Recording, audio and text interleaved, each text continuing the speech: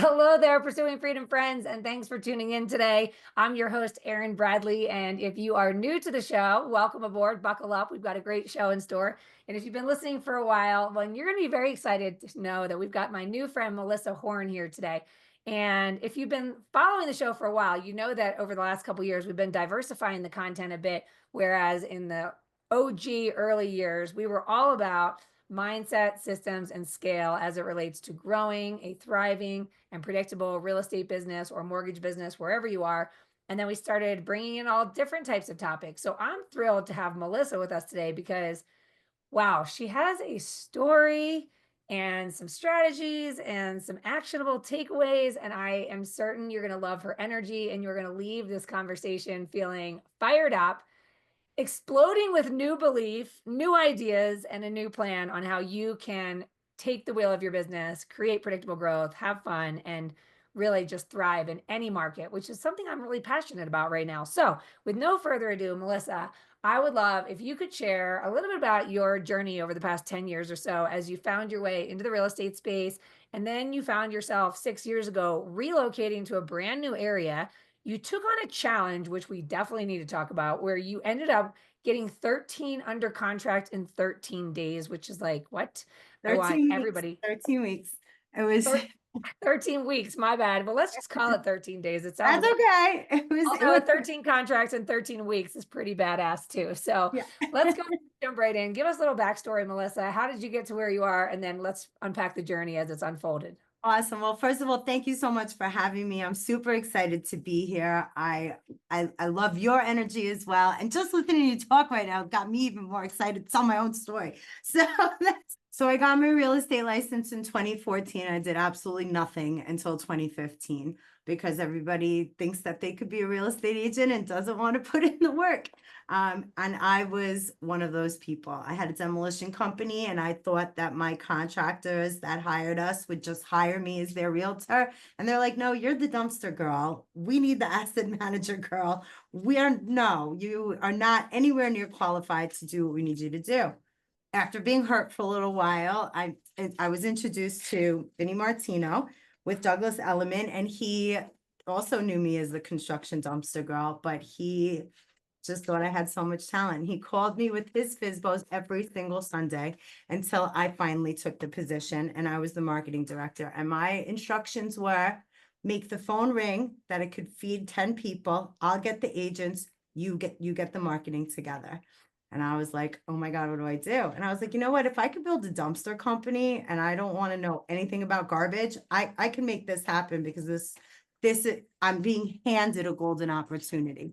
And I took it and I ran. And because of the lessons that I learned with him, I was able to translate it into a shoestring budget for a solo agent in Florida. So I was back in general. I moved here in 2017. I got sick when I first got here. I went and had a baby at 41 years old. I don't advise that to anybody else, but he literally broke my heart. And I had to get through a heart condition for that year and learn my marketplace. I was able to negotiate a position with the new construction. New construction company. I was smart enough to get my broker's license from New York to here so that I could be the broker of record for a small builder. I spent a year, sold out that development, learned my marketplace, learned the insurance, learned all the things you need to know about Florida real estate. And then I went back into general brokerage in 2019. I have doubled my business every year since 2019. I'm consistently in the top 2%. And yes, I did an incredible challenge where I needed to make or exceed 30 contacts a day. And I was able to do that. That was 5 times a week, Monday through Friday. 30 contacts with the single line dialer is a 4.5 hour mission. Okay. And that's how I started doing it. And I was able to sign 13 contracts in 13 weeks, which equated to $152,000 of GCI in 90 days. And the lesson from that was, how do you go backwards? You can't go backwards from that. I had to build the systems to make sure I could consistently keep that going. And I have, but now I've graduated to a multi-line dialer, so I could do that in an hour. And um, that's my story here in Florida. But the path This last 10 years, I've done more growth than I have in my entire life. And I owe it to learning all the lessons that you ignore your whole life, right? Like I get to be who I want to be, and it's okay to be whoever I want to be. As long as I'm doing good, feeling good, that's really what more is there to it. And it's so simple, and it was so hard to get. So that's why I'm here. I want to share that with the world so that let them all know they can do it too. I have so many questions. I have so many questions. Okay, so let's back up a minute and then we're going to dig into the nitty gritty. So, first things first, when you took on this challenge, 30 contacts a day, 5 days a week, Mm-hmm. 90 days, and it led you to having 13 contracts in 13 weeks, which is more than some people listening have closed in a year. Can you talk us through the mental, emotional process of saying yes to a challenge like that? Because something that I just heard yesterday on Mel Robbins' Let Them theory, I was listening to her Audible, and I'm doing that too right now. I love that. She was talking about how we can listen to somebody else's success and compare and have it be a negative because we hear someone else's success and we think must be nice, or it's too late for me, etc. And I'm so fascinated by your story because we're recording this in early 2025, and I have been coaching agents and lenders for years, and so I see the entire gamut of those who have chosen to thrive through the last few years and those who are heavy in their frustration, disappointment, and in some cases, excuses for why they cannot thrive in this market. And you are a testament to what's possible. And what Mel Robbins was saying was that Tom Brady, I think, said something along the lines of, I'm not special. I'm just willing to do what you're not, which is be consistent, committed, and willing to do the work. And so you talk about how you've grown a lot in the last 10 years and how the now version of you that we're meeting today is unrecognizable to a younger version of you, and that there's work to be done there. And I really think it's important to unpack this a little bit because you kind of glazed over this incredible accomplishment where somebody could be listening and thinking like easy for her or must be nice or whatever.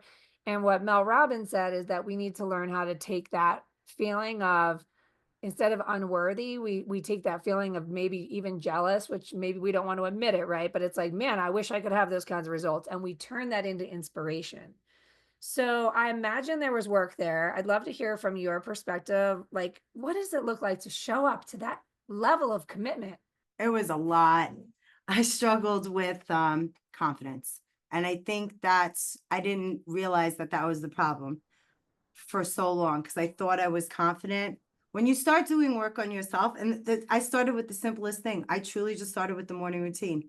That was it. Like to wake up at the same time every day. I was a bartender and nightclub manager for years before I had my first son, which I was 30 when I had my first child. So I was really selfish in my 20s, and I wasn't a professional. Like I was I was a professional bartender, but I wasn't in an office. My hours, I went into work at 7 p.m. and I didn't get home until 5 o'clock in the morning. So to transition into being a grown up, because that's what I had to be an effective mother, wasn't easy. I didn't know I was smart. I didn't know I was capable. I thought that I was that girl that just had potential, and there was nothing around me at the time that could show me how much more I was, and wherever my self-worth was, I thought I was smart in the sense that I could read people and, I get along with everybody, but I didn't know I was academically smart until I went back to college when my son was first born.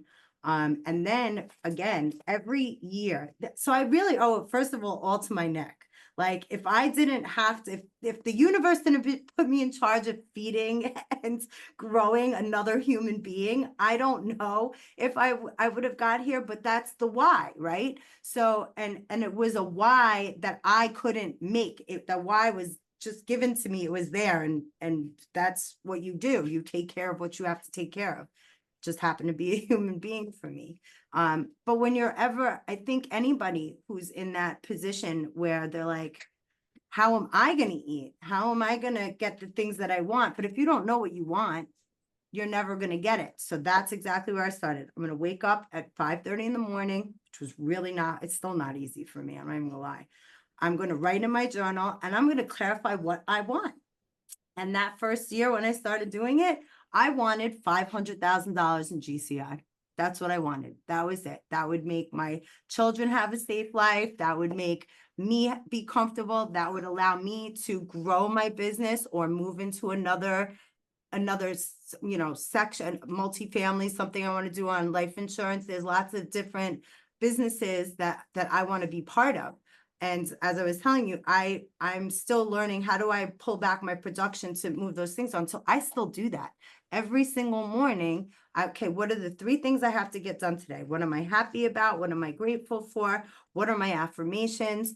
And it changed the entire day. And I noticed it because the days I wouldn't do it, or the days that I didn't make an appointment when I was doing my contacts, were the days that I didn't have that focus in the morning.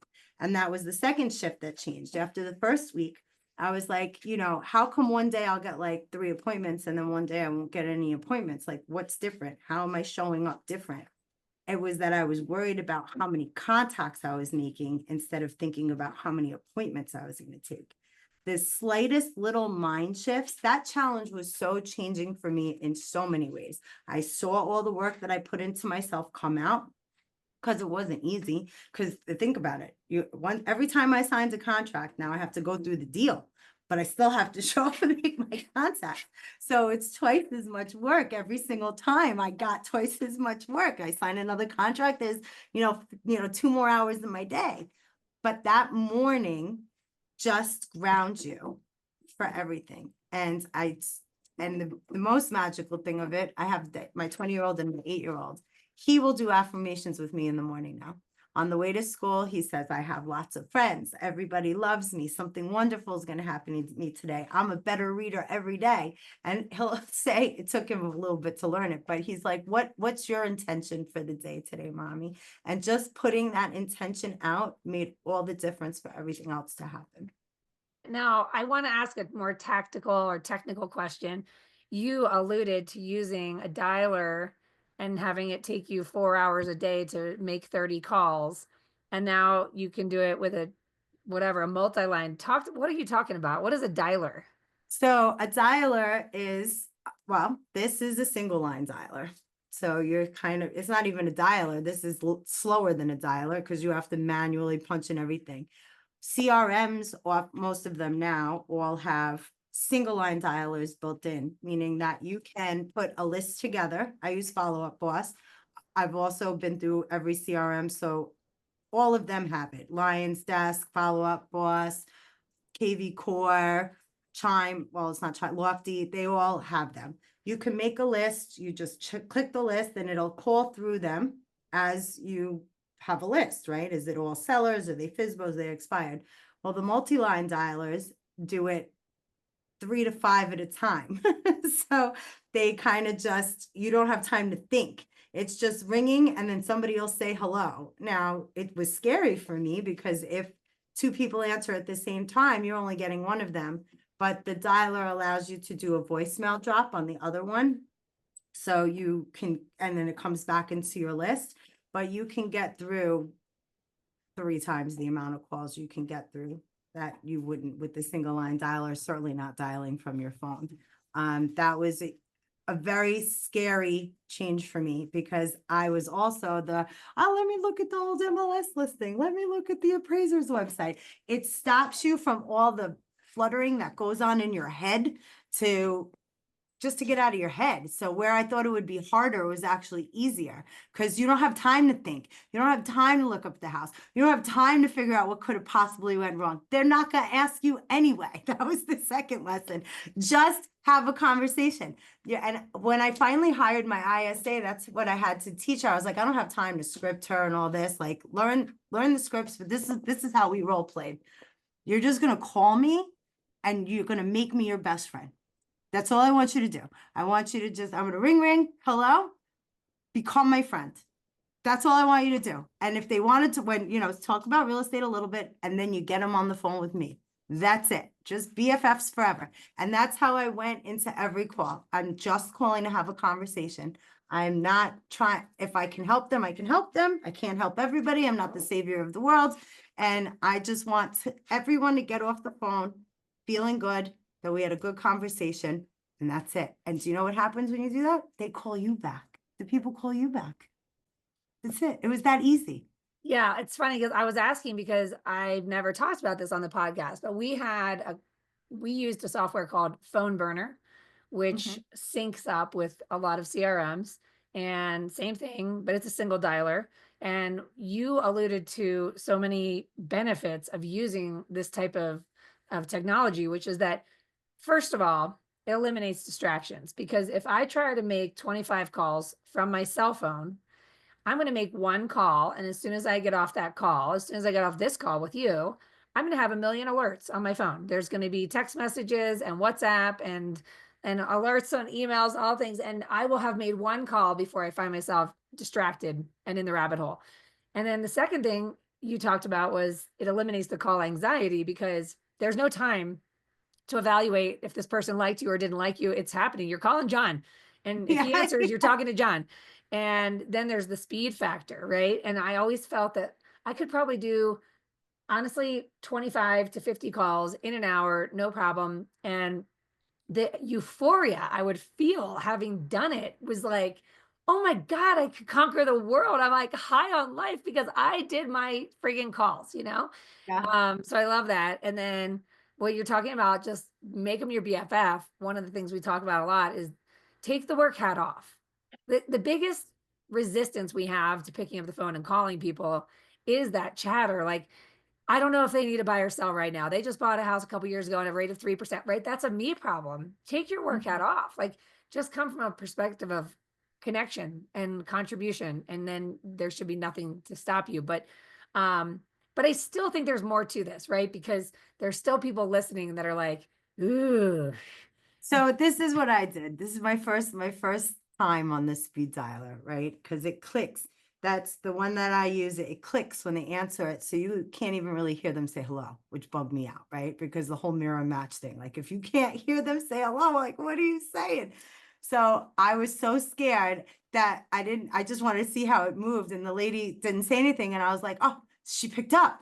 And there was a guy sitting with me. He's like, yeah, so talk. And I was like, Mom, is that you? I didn't know what to say, just so that she would hang up and I could get to the next call. But that way I could see how fast it went, and then just like make it a joke. You have to make it a joke, because otherwise you're gonna get, like, I wouldn't have kept dialing if I didn't make it funny. And I probably just made prank calls to 3 people before I caught the flow of it.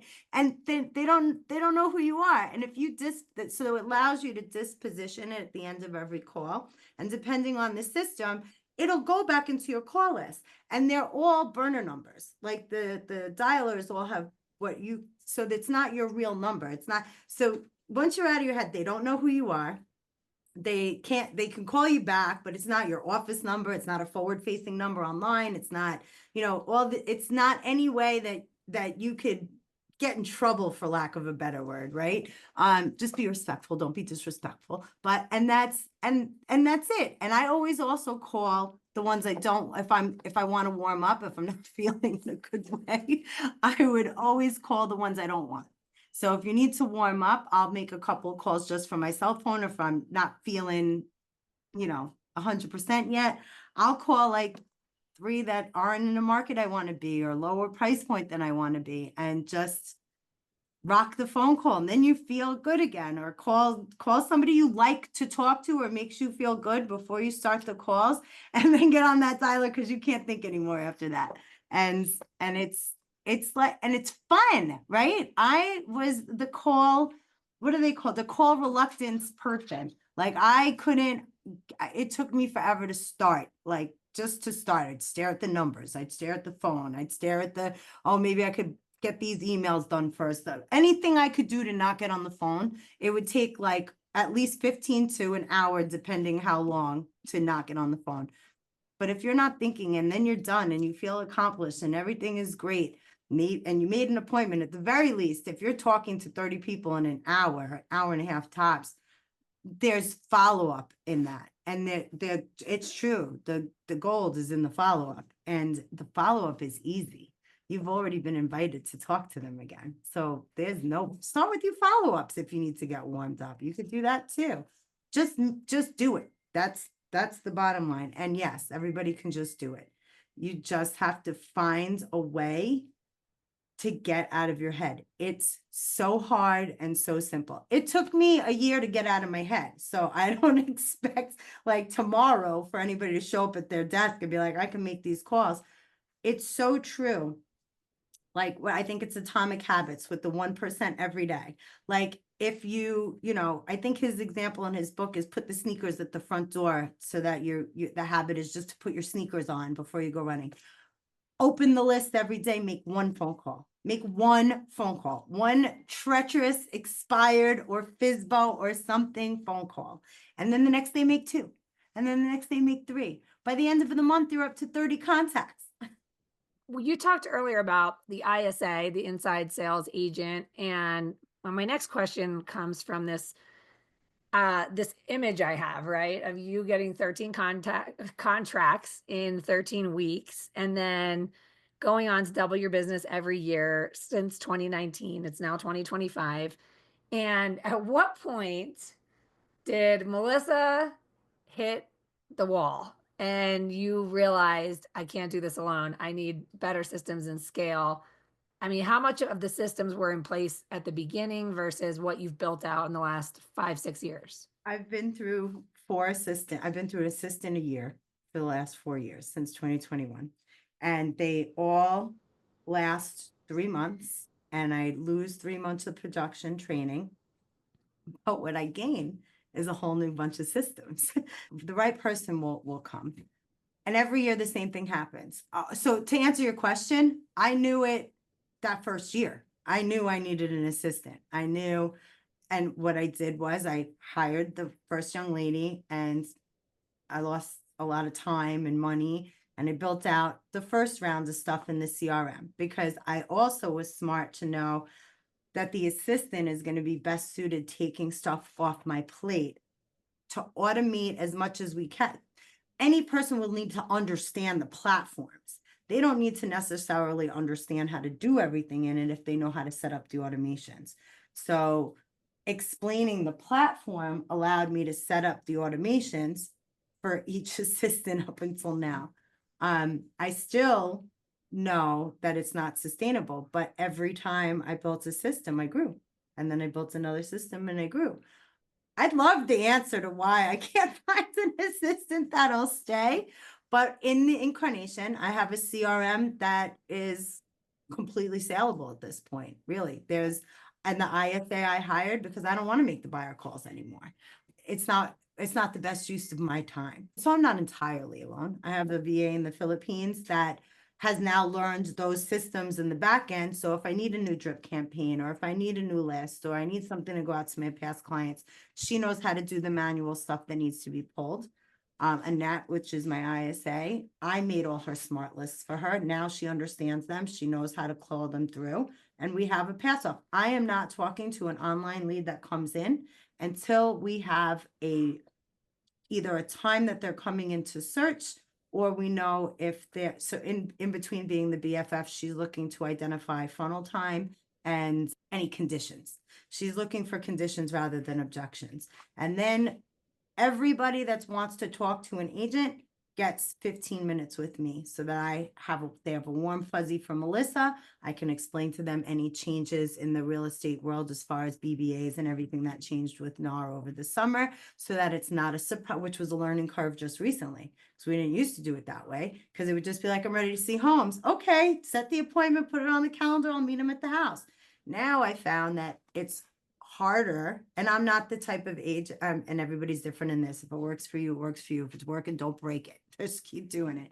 But I go for a full, but I don't do a showing agreement. I write a BBA out with all my people. So I want to have that conversation when Annette's become their BFF, so that there's not this stranger who shows up when they're ready to see homes. That's like, you need to sign this paper all of a sudden that nobody mentioned to you before. So I just get on the phone with them, have a quick process, let them know that I'm warm and fuzzy too, just like Annette, and I push them back to Annette. And that way, when they're ready to see houses, 6 months, 12 months, whenever it is, they have no problem signing the BBA. We go right out and they stay in the system. So the system does the work. Annette calls them once a quarter and everybody's happy and it's revolving. So that's systemized. There's so much that I was able to delegate into a platform and just those two girls that now finally on year 4, now I'm at the point that the next scale needs to be somebody in here and this next person has to work out. So there's not much more, but they're out there and I'm going to find them. Yeah, but what you've created already, I'm nerding out over here because you're talking about these systems. And one of the guys on my podcast years ago, he was like, systems run businesses and people run systems. And this is something that is so hard for so many of our listeners to embrace and accept, that the reason you aren't doubling your business every single year is because it's you being the bottleneck to your ability to do so. And it's because you are not a system. You are a human being with emotions and energy and mood and time. And when those things become compromised, so does your execution. And I think that far too many people, they leave their execution up to chance rather than up to a system. And that is like what I'm hearing most importantly here, is that from day one, you had a challenge, you had a game plan, you had a measurable, you have systems in place, you have automations, you have people to help you run those systems. And that way, nobody slips through the cracks. And you're not wasting any time on anything or anyone until the time comes that they need the pro, the doctor, right, to come in and evaluate and diagnose and prescribe or whatever it is, right?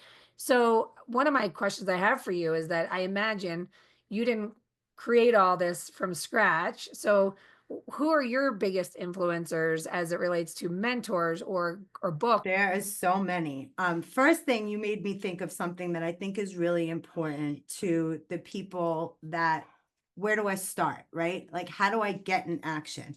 Well, I think you asked me like, when did you start building this? And really it was an eye opener to answer you in that. It's really been built over all these years.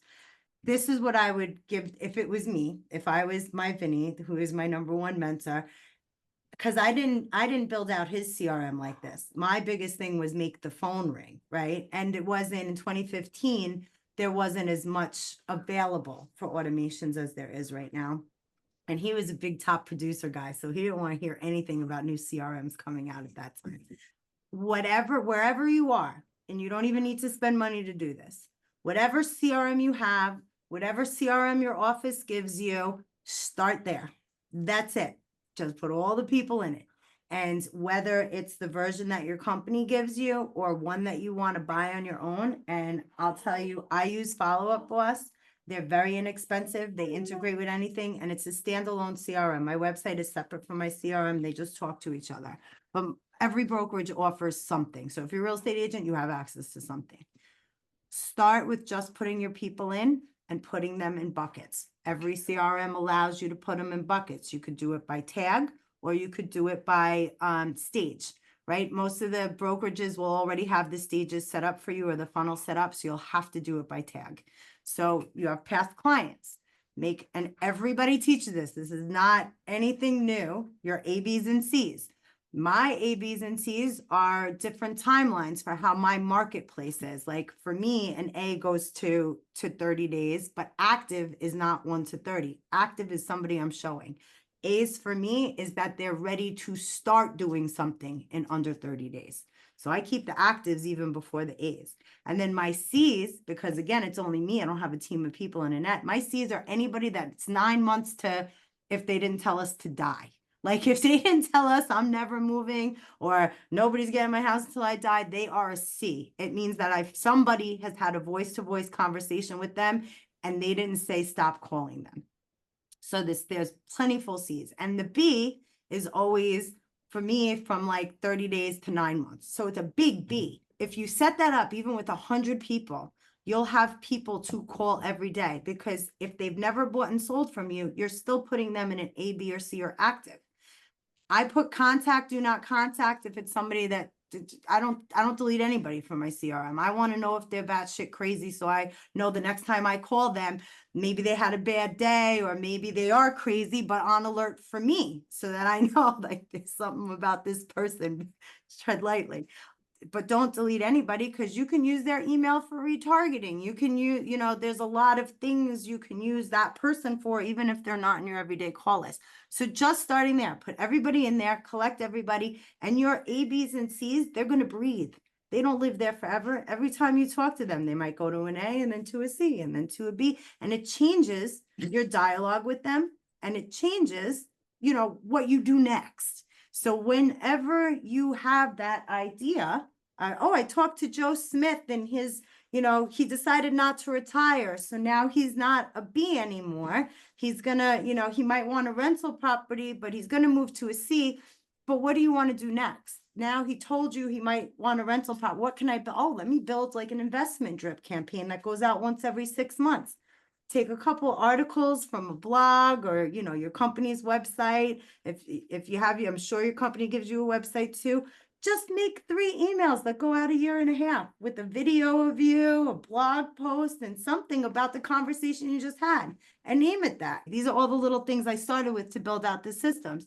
Every time somebody would tell me something about why they weren't ready, like when you're really trying to determine if it's an objection or a condition, like that's going to make a big difference of where you put them. So once you can determine what that is, then you know what you have to give them next, and some of it's worth more of your time than others. Just write those all down, because as you'll notice, they're the same ones over and over and over again. Like right now, what I hear all the time, interest rates, right? Everybody hears interest rates all the time.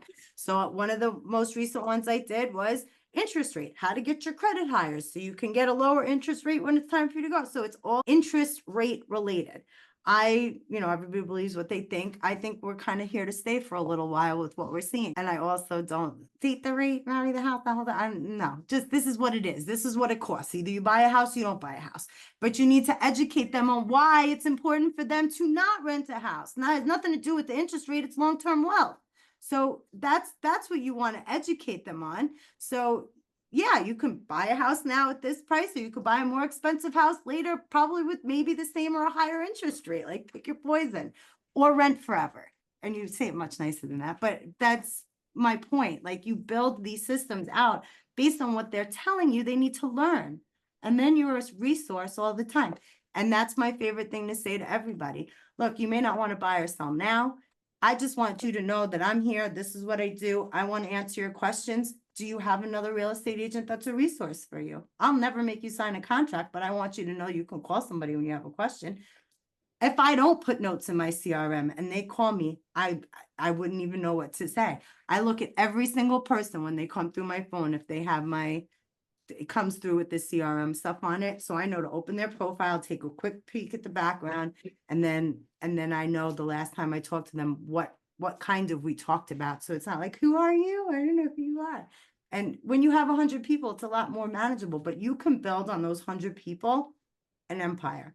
I came here with nobody, nothing. I didn't know anybody. I sold 10 townhouses as the broker of record, and that built my business. Well, I think the biggest takeaway here is that for anybody listening is it's a business. It's a business plan. You're constantly fine tuning. You're checking your metrics. You're doing the research, and you're talking to lots and lots and lots of people. You're building relationships by being a resource. And when the time comes, they know how to find you because you're not going away in the interim. And I wish more people would think about this. I mean, we talked today on a call about, if I were to want predictable income, and the age old adage is go get a job. Well, I would suspect that the person who hires me has a business plan and a schedule, and they tell me when to come to work. And as long as I do what's expected of me, I'm going to get paid consistent income. And it's like, hey, business owner, until you have the systems in place and the people to run the systems, do you at least have a business plan? Do you have a schedule? Do you show up to work on time? Do what's expected of you? You alluded to waking up at the same time every day, starting your day with intention, setting yourself up right. All of these things are part of the system. And it starts maybe with just you before you are ready to bring in other people.